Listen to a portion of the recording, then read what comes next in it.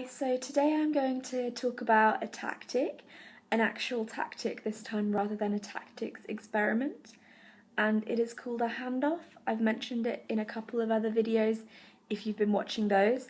So this video is basically going to explain what a handoff is, the pros and cons, and just my overall opinion of it.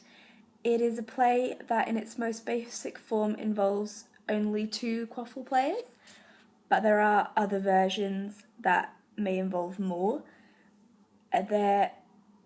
Basically, how to do it is the quaffle carrier holds the quaffle to the side or behind their back as they advance up the pitch. It doesn't need to be done at a particular speed, and as they are very near the hoops, in the split second between the beater beating the quaffle player and the bludger hitting them as the bludger is travelling towards them, the other quaffle player, who would have been following very closely behind the quaffle carrier, takes the quaffle. It's not a pass, it's literally them taking it, and advances quickly to finish the play, and hopefully it will result in a goal.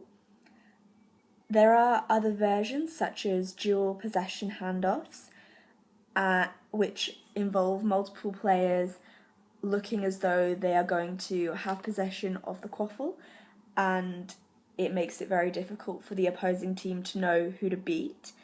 And also fake handoffs, which would be used against teams that already know the tactic of handoffs, and you want to throw them off guard and make sure then they don't know how the play is going to play out. So the pros of this are that any players that are beat will already be ready for a counter-attack. Another important pro for me is that it doesn't include a lot of physicality, which might mean that players who are off-ball quaffle players usually can have a chance to be on-ball quaffle players, and it just means in general that anyone can take part in this play and it will be an important role no matter what you do. And also that if the quaffle carrier does actually get beat, the quaffle player very close behind them should have a decent opportunity to be able to pick up the quaffle and continue on the play. So the cons of this are that it is an obvious tactic to spot, and also that if the beaters are very quick at recuperating bludgers or they have bludger control, players could be forced to attempt other options, maybe because they're panicking, as beaters do tend to inflict fear in people.